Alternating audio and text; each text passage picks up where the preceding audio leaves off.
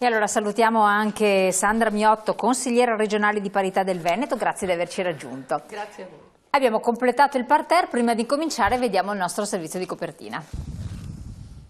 L'incoraggiamento è sempre a parlare, a non chiudersi mai in se stesse, ad avere fiducia negli altri, naturalmente nelle forze dell'ordine, perché è un passo molto importante verso davvero una ricostruzione di se stesse e della propria vita. L'Italia è il paese dove una donna perde la vita per mano di un uomo ogni 3 giorni. Anna Manuguerra è l'ultima vittima, colpita con 23 coltellate dal marito. Nella maggior parte dei casi l'autore della violenza è un convivente, un parente, una persona comunque dell'entourage delle donne e quindi molto rimane davvero da fare in Italia. Sono 6.788.000 le donne che hanno subito nel corso della vita una violenza fisica o sessuale, 652.000 le donne che hanno subito stupri, 746.000 le vittime di tentati stupri. Ciò nonostante solo l'11,8% delle donne denuncia l'accaduto. Il fenomeno della violenza nel 90% dei casi si presenta ad uno dei pronti soccorsi italiani, quindi investire in formazione sul personale medico e sul personale infermieristico è essenziale. Per questo a Roma, Genova e Trieste nascono degli sportelli di sostegno proprio nei pronto soccorso, ovvero in quello che spesso è il solo luogo dove la violenza emerge dalle mura di casa. A quel punto intervengono le nostre operatrici specializzate che accolgono la donna e iniziano ad avviare dei colloqui individuali. Io dico le dobbiamo fare innamorare di noi al primo colloquio, anche se non sembra un termine professionale, perché le donne non vengono qui per cercare noi, vengono qui per le cure mediche. Abbiamo anche delle vie di fuga, perché nei casi di donne che vanno messe in sicurezza in maniera immediata possiamo riuscire a farle scappare senza che vengano viste dal maltrattante che le accompagna. Abbiamo approntato una procedura che prevede appunto l'utilizzo anche di una valigia che permette di poter affrontare almeno i primi giorni avendo beni di prima necessità. Cosa contiene? Contiene abiti, vestiti. Solo un primo passo, però è importante. Un primo passo, ma è importante perché la donna qui capisce che l'ospedale si pone delle basi per darle la possibilità di ricostruirsi e ricominciare da capo.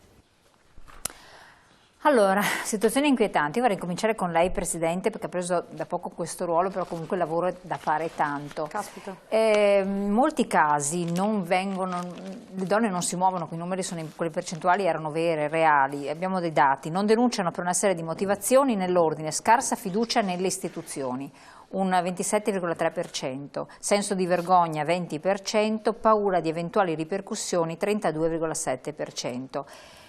Il restante non parla, non dice e si può immaginare che cosa c'è. Ma esistono le istituzioni? C'è qualcosa che può aiutare veramente? Perché la paura è sì, tante parole, però poi ti trovi davanti al mostro che ce l'hai a casa, che ti resta a casa, poi sentiremo l'avvocato Fratellone che cosa dice, che quali tutele ci sono da parte della legge, però non hai nulla di concreto. Allora, come purtroppo spesso avviene in Italia, le leggi ci sono, ce lo confermerà poi l'avvocato, gli strumenti ci sono, la rete c'è ed è una rete veramente molto efficiente, io questo ci tengo a dirlo, poi purtroppo ciò che spaventa è il sistema burocratico, per cui effettivamente anche legato alla giustizia, per cui effettivamente a seguito di una denuncia non sempre scatta poi l'allontanamento del marito, ci sono dei problemi sociali ed economici legati alle separazioni, perché spesso la donna guadagna molto meno o comunque non è autosufficiente. E quindi sì, le problematiche ci sono. Io però vorrei lanciare un messaggio rassicurante. Noi ci siamo insediate pochissimo tempo fa. Io personalmente comunque mi occupo delle problematiche femminili da tanti anni, così come tutte le colleghe che sono sedute con me in commissione, per cui siamo una commissione che è preparata e lo dicevamo prima perché questa è una trasmissione diciamo un po' di parte, perché io, Sandra Miotto e Valentina Cremona siamo tutte parte della Commissione Pari Opportunità della Regione, quindi lavoriamo, giochiamo in casa. Siamo fortunate perché siamo riuscite ad avervi. Esatto, giochiamo un po' in casa questa sera. Ogni tanto. E la verità è che veniamo tutte da ambienti diciamo di lavoro, culturali, politici, sociali, legati proprio alle tematiche di politica al femminile, quindi siamo anche preparate e volenterose, c'è molta voglia di fare. Io voglio voglio lanciare un messaggio rassicurante, perché in realtà la rete esiste. Noi stiamo facendo proprio in questi giorni uno screening dei centri antiviolenza, dei fondi ai centri antiviolenza, di quelli che sono le strumentazioni che vengono date in mano poi a queste donne quando finalmente denunciano. Sia la rete Finalmente perché purtroppo il dramma vero è che la violenza di solito non arriva tutto d'un colpo, solo in rarissimi casi. Spesso i segnali ci sono segnali preoccupanti e sono segnali che vengono ignorati, sia dalla vittima che dai familiari del carnefice. Alzare la voce, dello strattone... Ma non sono sempre gestuali, sono anche proprio atteggiamenti, perché la violenza fisica di solito segue ad anni di violenza psicologica e purtroppo anche noi donne stesse tendiamo a voler a volte perdonare troppo e ad aver paura, un po' per amore, un po' anche per formazione culturale. Allora, quello su cui noi possiamo andare ad intervenire è sicuramente, e su cui stiamo lavorando, intanto rassicurare le donne su tutti i percorsi che ci sono a disposizione nel momento in cui decidono di affidarsi effettivamente, perché tra i servizi sociali, i comuni, gli enti pubblici, le forze di polizia, carabinieri, polizia, gli ospedali, la rete esiste, i legali, cioè esistono i tribunali, esiste una rete di sostegno importante. Ed è giusto dirlo, ma noi dobbiamo andare a lavorare soprattutto a livello culturale per andare a curare quelli che sono evidentemente problemi di affettività del mondo maschile. Però sono le mamme che a volte educano i propri figli. Non basta dire la colpa alle mamme, sicuramente sono le mamme. C'è una componente. Io, allora, quando leggo che il femminicidio non è un'emergenza, no, il femminicidio è un'emergenza e io non accetto che venga qualificato come è un omicidio come tanti altri. È un'emergenza ed è un'emergenza in questi termini. Una volta paradossalmente la violenza sulle donne, premesso che purtroppo c'è sempre stata, era però appannaggio, diciamo, delle classi sociali, diciamo, un po' più umili, in cui culturalmente la donna veniva considerata possesso dell'uomo, quindi c'era un problema proprio anche di educazione, proprio culturale, nel senso etimologico del termine. Forse non se ne parlava ad altri livelli. Se ne parlava, ma sì, però oggi a me quello che fa spavento è spesso la futilità dei motivi legata poi ad un'aggressività incontrollata. Io guardavo prima nella vostra copertina le immagini di Lucia Annibali, che è diventata un po', a me piacerebbe come commissione invitarla in Veneto a parlare, è consulente del Ministero ed è diventata un po' il simbolo della violenza contro le donne ed è persona che io stimo tantissimo per la forza che ha manifestato nel reagire a quello che le è successo. C'è stato anche un film che... Esatto, è molto bello, tra l'altro, fatto molto bene. E io... ecco, vedere questa situazione, una situazione tutto sommato che può capitare nelle normali coppie, cioè un amore che finisce, e la violenza che ha subito, in quale modo è stata colpita. E purtroppo noi vediamo uomini sempre più violenti, anche uomini agiati, tutto sommato senza problemi apparenti, con una vita lavorativa realizzata, con milioni di possibilità davanti, perché spesso vediamo uomini belli, realizzati, ricchi, che però impazziscono perché non tollerano di essere abbandonati e reagiscono con una violenza assassina. Questo è un problema culturale e sociale che noi dobbiamo combattere. Presidente, lei parlava che ormai la violenza una volta era per soggetti poco scolarizzati, oggi soggetti scolarizzati subiscono anche violenza, no? Quindi ha già fatto identificato dei livelli. Lei, in base al suo osservatorio, nota anche una diversità di percentuali di comportamenti violenti per quanto riguarda gli italiani, per quanto riguarda gli stranieri?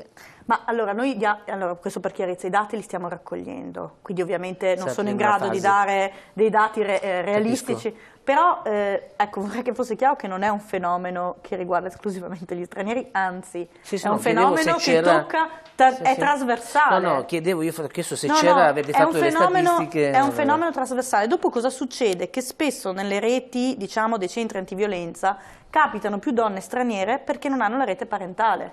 Cioè qui da noi, bene o male, la donna italiana che fugge da un marito violento ha sempre l'amica, il parente, la nonna. Spesso le donne straniere subiscono, oltre alla violenza in famiglia, anche il fatto della solitudine. Quindi c'è un problema culturale, perché è una cultura diversa dalla nostra. E di sostentamento. E anche di sostentamento. Quindi è ovvio che nei centri antiviolenza noi troveremo più donne straniere, ma è solo un problema di diciamo, mancanza di rete familiare intorno, ma il problema della violenza purtroppo è trasversale.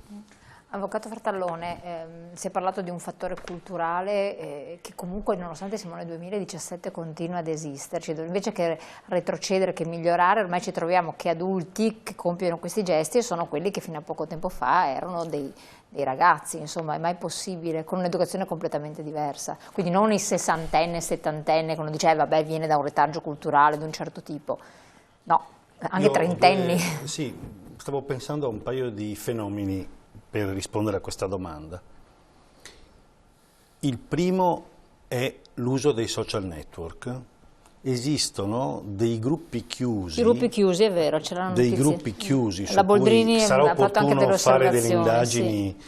appropriate, ma non sono indagini di polizia, anche indagini da parte di coloro che culturalmente cercano di comprendere il fenomeno, perché non si può contrastare un fenomeno criminale se non se ne sono comprese le radici e la latitudine, la portata. Questi gruppi chiusi, il riferimento era uno australiano, se ricordo bene si chiama Block Advice, ma poi ce n'era un altro. Raffaele Sollecito è uno di questi. In questi gruppi chiusi vengono postate foto che il social non blocca perché non si tratta solitamente di donne nude, ma sono vestite, però magari è il partner o la collega di lavoro, la quale è stata magari ripresa o fotografata a sua insaputa. Dentro questi gruppi vengono dati consigli agli altri uomini su come effettuare gli atti di violenza, su quali sono i luoghi pubblici adatti a compiere questi atti di violenza. Allora qui il fenomeno è criminale perché l'uso del social è assolutamente trasversale per fascia di età, per cultura, per popolazione, c'è un'omologazione molto forte. Quindi io penso che innanzitutto una riflessione vada fatta su queste cose, perché poi basta una foto e si scatena il branco virtuale, cioè come si verifica lo stupro virtuale, da cui trae linfa, trae origine poi l'istinto criminale di quello che non resta sul piano della virtualità, per il quale per assurdo per un attimo si potrebbe persino concepirlo, pur che resti là, secondo me, insomma, ma il problema è che dopo quella cosa lì diventa un'istigazione, la persona perde il senno. E pur restando, perché pazzo non sono queste persone, pur restando, come dire, con il compus sui, quindi con la consapevolezza di commettere un reato, cioè un fatto antigiuridico, però travalicano, e questo è il primo concetto. La seconda è che le statistiche che sono state raccolte fino adesso, mi riferisco all'Eurispes, al Censis e le altre, denotano che i fatti di femminicidio non sono di più di quelli della violenza agli uomini. Questo come premessa. Il problema è un altro, ne parlano di più i giornali perché i fatti si verificano e vengono denunciati finalmente con una maggior consapevolezza da parte delle donne che prima non li denunciavano. Il problema è proprio questo, quando ci siamo sentiti, Elena l'altro giorno che mi ha invitato, poi io ero di ritorno da Roma, stavo sfogliando il treno, un giornale nazionale, e si dice donna fa arrestare il compagno violento, il fatto era successo a Primavalle, l'ha arrestato i carabinieri. Lasciamo perdere i dettagli, comunque è rientrato a casa tardi, alcol, droga, vessazioni ripetute, ma il giornale dà questa notizia, per timore di ritorsioni lei non era mai stata in ospedale, quindi a farsi refertare, né mai aveva avvisato le forze dell'ordine. Secondo me il nucleo di questo articolo rappresenta il cuore del problema, la presa di coscienza da parte delle donne, prima ancora che dell'uomo, là dove l'uomo è aggressore, che se non si denuncia il fatto, se non si parla a qualcun altro o un problema, non si riuscirà mai ad aiutarla e magari la volta precisa in cui interverranno le forze dell'ordine è già troppo tardi. A questo va abbinato un altro fenomeno tutto giudiziario. Infatti. Tutto giudiziario. Vi riferisco a un episodio che riguarda una violenza, diciamo, tra maschi, di cui c'è un processo proprio fra qualche giorno, in presenza di una donna minore. Nel momento in cui l'aggressore dice morirai e fa il segno della pistola e la Procura della Repubblica mi dice che questo è un fatto di minaccia non grave, quindi primo comma dell'articolo 612, c'è un problema perché mi domando che cosa deve essere una minaccia grave. E questo è il primo punto. Secondo, la minaccia non grave di competenza del giudice di pace, quella grave, il secondo comma, e la minaccia di morte è una minaccia grave, è di competenza del giudice monocratico del tribunale. Quindi sembrerebbe una volontà di dire andate alla giudice di pace e per questi reati bagatellari ve la vedete lì. Noi. Poi questa persona successivamente viene a sapere che si è rivolto ai carabinieri e ha fatto la denuncia e gli manda i WhatsApp dicendo ti sei rivolto ai carabinieri, bravo, eccetera, eccetera, vedrai. Scopro ieri che è stata fatta l'archiviazione perché l'hanno considerata ingiurie, perché gli ha detto se vai dai carabinieri che sei un cagasotto, questo era il termine che era più o meno scritto così nel messaggio, considerato perché il governo, il decreto che aveva fatto all'inizio dell'anno, scorso, aveva detto l'ingiuria semplice ed è penalizzata, ma quella non andava valutata come un'ingiuria a sé, infatti era stata fatta una denuncia integrativa perché era il seguito, quindi era un atto minatorio, intimidatorio proprio da parte dell'aggressore. Quando le donne denunciano i fatti, in particolare all'interno di nuclei familiari, o se vogliamo usare questa terminologia, nuclei domestici, perché oggi vi dobbiamo ricomprendere le convivenze di fatto, vi dobbiamo ricomprendere le unioni civili, ma basta anche un'ex relazione, ebbene in quel momento lì preciso, è inutile dire c'è un'elevata conflittualità fra coniugi, fra partner, questa non c'entra niente, è un aggravante, non è la scusa per dire quindi non va punito. Quando la donna prende il coraggio di denunciare questi fatti, i fatti vanno perseguiti. Ma a questo punto anche la sensibilità... Secondo me c'è una responsabilità anche da parte della Procura della Repubblica che troppo spesso, e io lo vedo nei miei fascicoli, tendono a dire questo fatto ha una mera rilevanza, sono baruffe civilistiche, ormai li fanno con lo stampone queste cose qui, le richieste di archiviazione.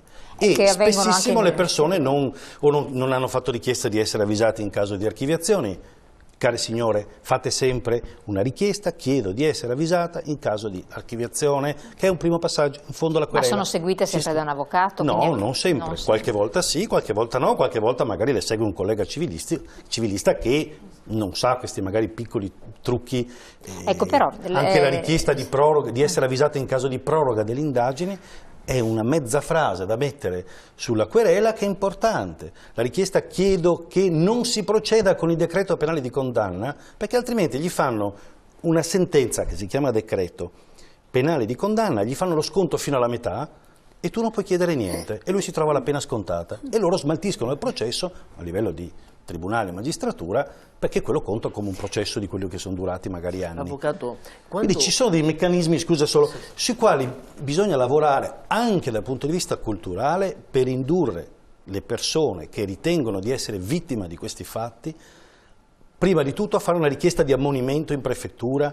e l'ammonimento è importantissimo perché... Ma serve? Serve perché qualora lo stalker, se parliamo in questo caso non di chi commette la violenza singola ma una sequenza, io dico sempre che per lo stalking non rilevano tanti reati ma singoli fatti che presi da soli non sarebbero reato, quindi come tante perle di una collanina, da sole non valgono nulla, però se io tutti i giorni mi trovo quella persona quando parcheggio la macchina lì che mi aspetta, ditemi voi che cos'è quella cosa, puntualmente, non è un caso, non è che lavora con lo stesso ufficio. Ecco. Sì, volevo chiedere. Scusa solo e completo, se viene fatto l'ammonimento e la persona si avvicina nonostante questo o persegue nel mandare messaggi molesti alla vittima del reato, scatta la procedibilità d'ufficio, quindi non serve più la querela. Quindi la prima volta che ci si rivolge in una stazione dei carabinieri, in commissariato, devono procedere, non dicono signora faccia querela, no, c'è l'ammonimento. Secondo c'è l'aggravante di pena per lo stalker. Quindi io suggerisco a tutti, prima di fare una querela, chiedete l'ammonimento.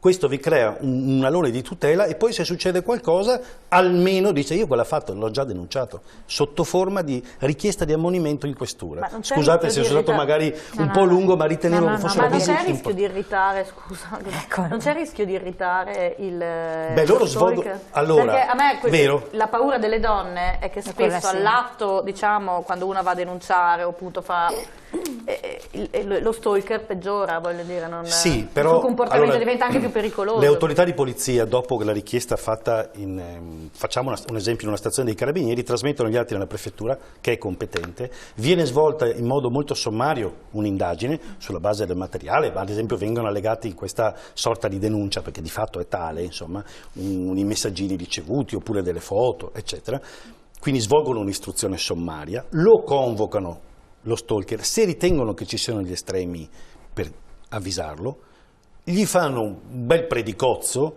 che però non è solo la paternale di un curato di campagna. Intimidazione. Ecco, gli si dice: guarda che stai commettendo un fatto che di per sé è reato, stai attento, non farlo più, perché quella persona, se ci viene di nuovo a lamentare che ti sei fatto vivo reiteratamente, che gli hai mandato altri messaggi, noi dobbiamo procedere d'ufficio e la pena è aggravata. Il reato per lo stalking è pesante. Ecco che quindi io consiglio, fate questo passaggio intermedio. Poi è vero che proprio la persona che l'altro giorno è stata sfregiata con l'acido, il 10 gennaio 2007, lui sarebbe stato spinto dalla gelosia nel fare questo, non riuscendo ad accettare la fine della relazione con la ragazza. Lei aveva fatto la richiesta di ammonimento. Ecco. Quindi in realtà c'è un collo di bottiglia a livello giudiziario, nel senso anche amministrativo, per cui queste denunce non hanno seguito, e invece no, è un problema culturale. Bisogna capire, quando vengono denunciati questi fatti